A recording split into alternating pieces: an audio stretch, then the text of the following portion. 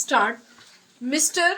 Deputy Chairman, sir, before beginning my speech on the budget, I would like to associate myself with the other gentlemen without hoarding any speculation in condemning the incident which was referred to earlier.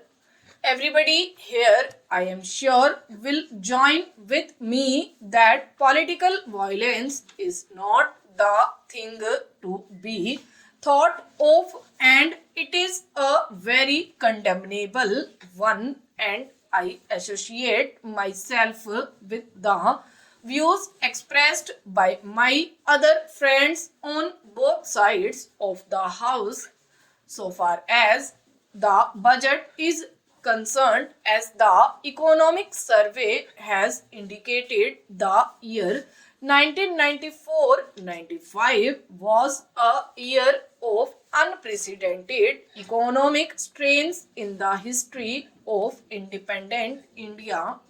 Again, sir, if you look at the economic survey, we find that the growth either in industrial or agricultural or export sector has not been a very encouraging one.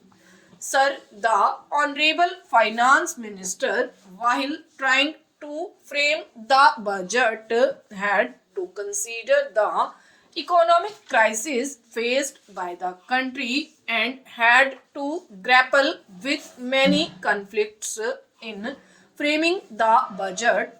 I should like to say here, to a considerable extent, he has made a commendable effort in order to see that some incentives will be provided both for industrial as well as agricultural growth, which has been rather stagnant for years in this country.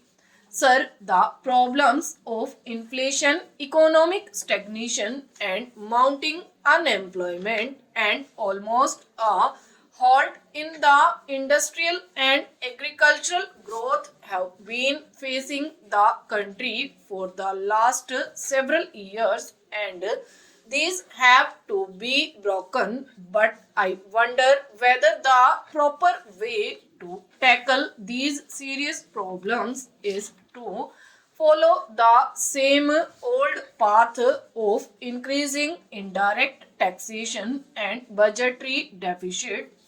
If you look at the figures, we find the deficit of rupees 126 crores, which was estimated by the previous finance minister for the year 1994-95, has now revealed itself not to remain at rupees 200 crores but has actually risen to rupees 600 crores, even though I admit that a substantial part of it is because of food, fertilizers, and oil imports, which in any case had to be done and which may not add to inflationary tendencies. One wonders whether the current overall deficit can be kept at rupees 400 crores as estimated and reduced to rupees 200 crores with the proposed massive taxation of rupees 300 crores. Sir, the inflationary nature of this massive dose of taxation has to be very seriously viewed, especially in view of the second dose of impost with which the finance minister had to come out in the middle of the last year, which amounted to nearly rupees 100 crores.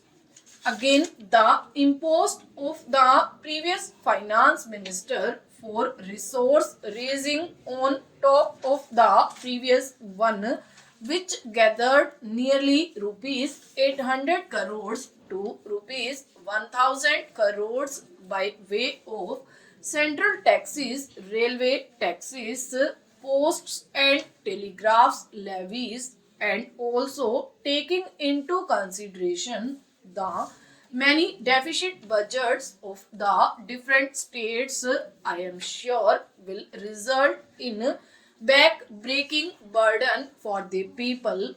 Sir, the impost on consumer items has added a further burden on the common man.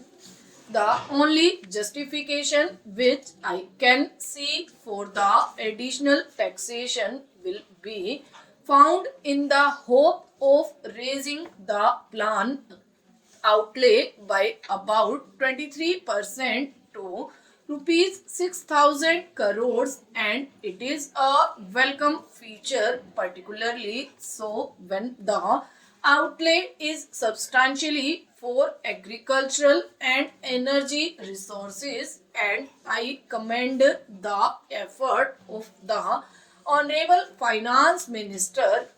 Sir, we find that agriculture and the energy resources have been stagnating for a couple of years, and the investment there has not been a considerable one. So far as agriculture is concerned, I would like to associate myself with the views expressed by my honorable friend who has gone into greater deficits of the position with regard to agriculture. In a country which has more than 70% of the people living in rural areas, the effort that has been made all these years is not a commendable one, and if you compare it with the development in the urban areas, it has been rather a very neglected one. Sir, even with regard to the organized sector in wages and other amenities, there is always agitation, and they will be in a position to get relief, and we always find that the demand is for linking the wages to the rising cost of living.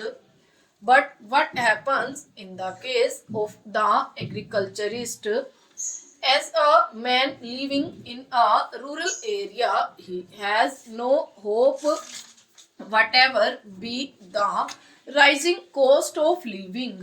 He has to eke out a living with whatever he can produce out of the paltry piece of land that is available to him. I am not against the ceiling on land holdings or new land reforms which have been brought in stone.